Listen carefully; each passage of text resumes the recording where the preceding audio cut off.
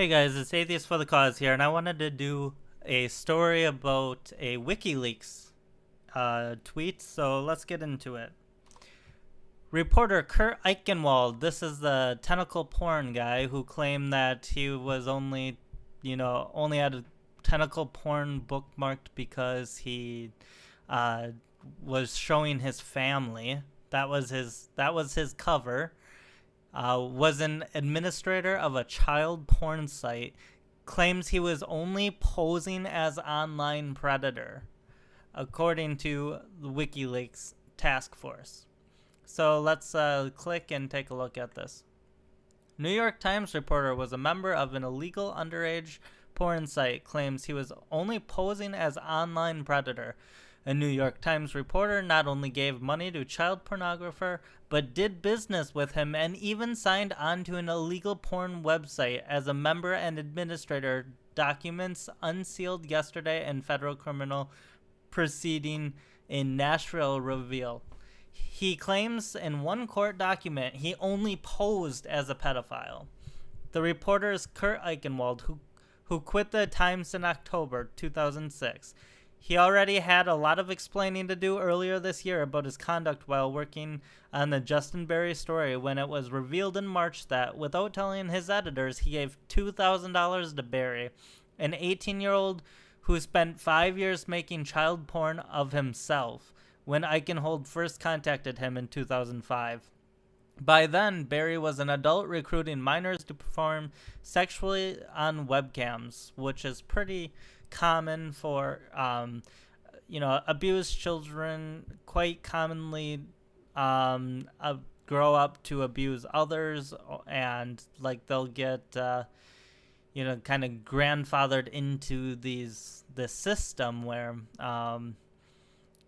they start exploiting other people, and so the pimpies become the pimps effectively.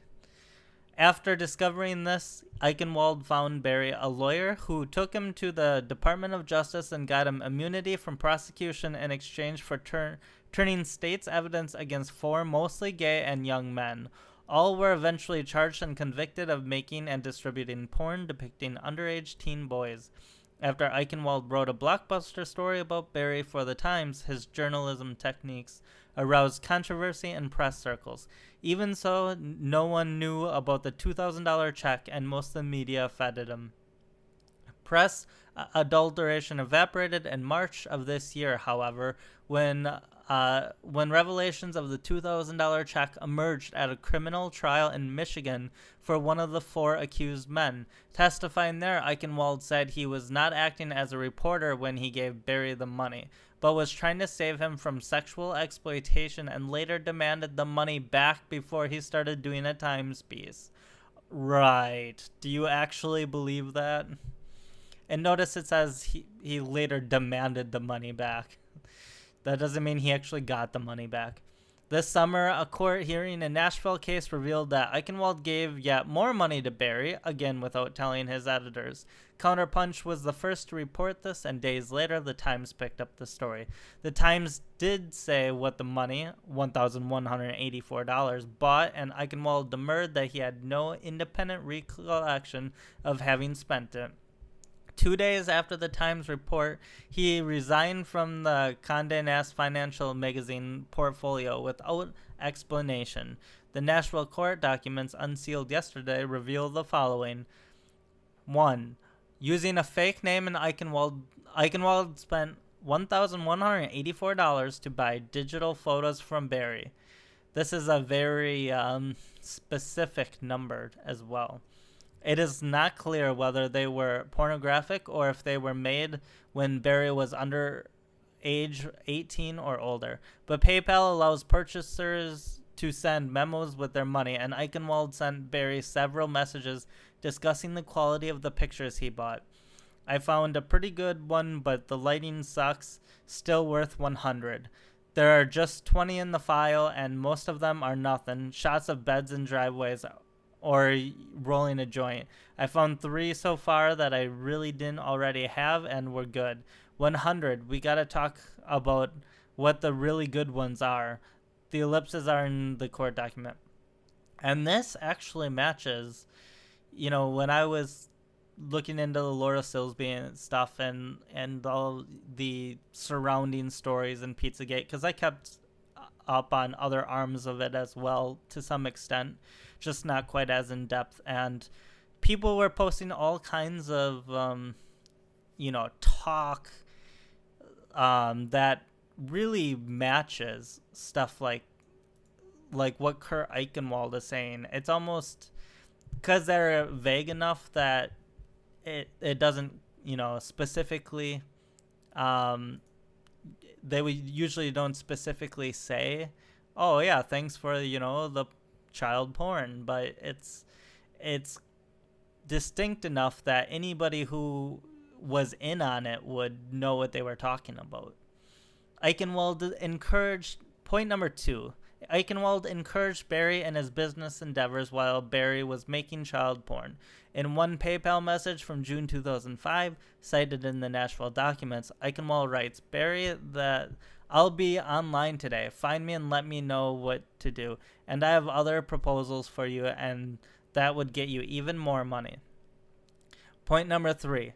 During this same period, Eichenwald sent Barry the $2,000 check. In the Michigan trial, he testified that he assumed when he sent it that Barry was broke. Documents just unsealed in Nashville. That's an interesting assumption, by the way. Documents just unsealed in Nashville reveal that hours after receiving the money, Barry videotaped a 14-year-old boy masturbating.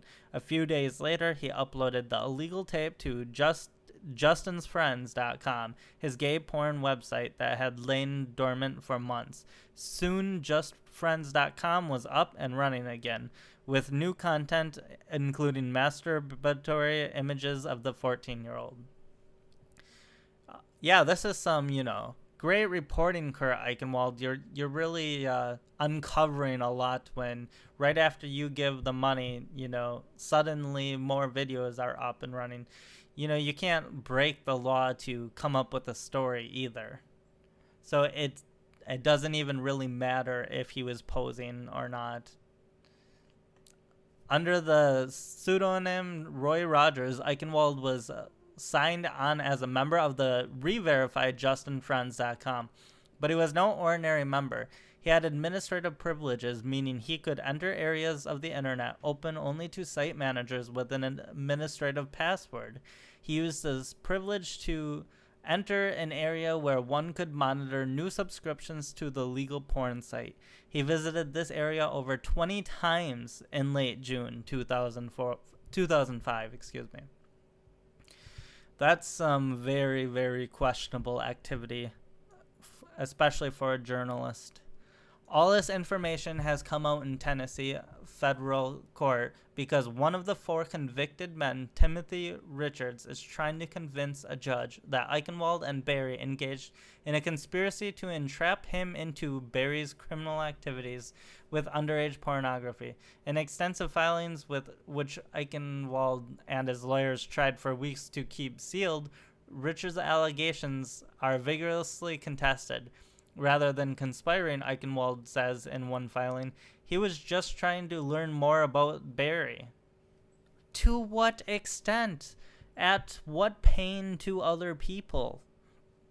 After consultation with his wife, he adopted the tactic of posing as an online predator.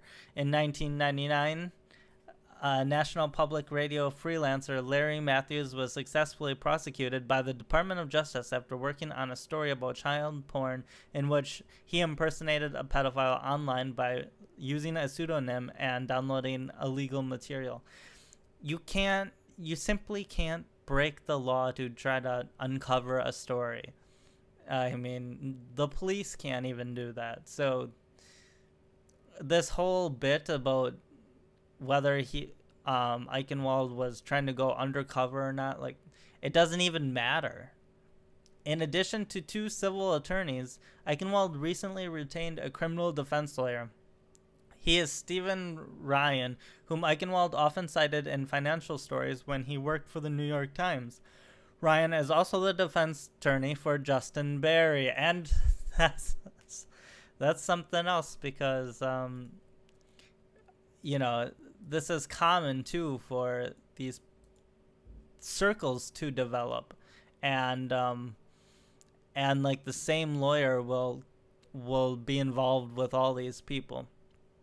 That's what we found in like with Laura Silsby when she was moving around children illegally, effectively trafficking children illegally. She was she was doing that, and then the person that she claimed, or that she wanted to represent her, Jorge Puello Torres, who's got like 100 million aliases, he turned out to have, trafficking charges against him in El Salvador. And that was with his wife. His wife was actually arrested. Then he was actually expedited to the U.S. on human smuggling charges and was still wanted by Interpol. But I see he's no longer wanted by Interpol, but now he... I don't know whatever happened with the El Salvador charges, but yeah, overall it's like it's just amazing, isn't it? How all of these people tend to create these circles. Not only Eichenwald, but also the Times has a lot more explaining to do. In March, the paper's public editor, Byron Kalam, savaged Eichenwald over the $2,000 check, while giving Eichenwald's editor, Larry Ingrassia, a pass. But now it seems more and more extraordinary that New York Times editors did not conclude that Eichenwald's dealings with Barry had far transcended anything that could be regarded as appropriate for an objective reporter. Even so, the Times was happy to publish a hype story which led to a hysterical circus of congressional hearings and fueled witch hunting legislation against not just sex offenders, but even teen networking sites such as MySpace. After the documents were unsealed, this reporter contacted the New York Times asking whether they were previously aware of Eichenwald's actions, and as now revealed in the court documents in Nashville, the Times was asked specifically about 5 points. Number one, Eichenwald used the 1184 PayPal payments. He said he paid Justin Barry to buy photos from Justin. Was Eichenwald's editor or anyone else at the Times aware that Eichenwald was engaged in business transactions with Justin in 2005 around the time of buying photos? Number two, Eichenwald told Barry during the time that he could help him with ideas to make more money. Is this something the Times was aware of? 3 hours after Eichenwald paid Justin Barry $2,000 on June 8th, 2005, Barry produced a video of a 14-year-old boy masturbating. Was the Times aware of this? Images of the 14-year-old masturbating were uploaded a few days later to a heretofore dormant gay porn website run by Barry. During this period, Eichenwald became a member of the same website. Was the Times aware he was a member? Number 5. Eichenwald was not merely a member of the legal site mentioned above. He also had administrative privileges to enter it, involving a special password available only to those managing the site. He used the password more than 20 times in late June 2005 to sign onto the site. Was the Times aware of this? The Times responded that it is in the process of independently reviewing the documents unsealed in Nashville. Now, and this is by Debbie Nathan. So, and there's a little email address if you want to contact her, but it's for these big, especially the newspaper media outlets as well, we cannot trust them on this stuff because, I mean, there was like a child porn ring in, or I should say a pedophilia ring in the BBC a while back, and then people connected to that after being fired from the BBC ended up going to a lot of these U.S. Organizations, like the Washington Post was one. I think the New York Times did take on someone. I don't remember exactly who it was as well, but there are there's a lot of smoke here, and well, I would argue there's a lot of evidence that equates to fire, and a lot of this, I would declare like all of this stuff to be what I would call Pizzagate. So some people call it Pedogate. Some people say Pedogate and Pizzagate are different. Well, I don't actually think they're different. I think that was a rebranding. But effectively, whatever you want to call it, this is about, there's pedophilia in our, not in government, but also other positions of authority. You have like Penn State, Jerry Sandusky. I would include that. And most Pizzagate people that I watch or that I've read, that have done the actual research, they seem to agree that, Pizzagate includes pretty much all positions of authority. So it would also include, media and all of that. So this is interesting. That we'll have to see where this goes, because there haven't been a lot of the high profile arrests. We've had a lot of arrests, but it's been mostly lower level people. And we have had some higher level, mid-level arrests, but nothing at the super top level. So, not like an Epstein or anything like that. So we'll see what happens. But, a lot of this may take years and years to come out, and it may take a decade for people to be punished. We'll see, but we just have to keep on this information, and if you see people talking about it, don't just assume that they're wrong without evidence that they're wrong, because there's a lot to this.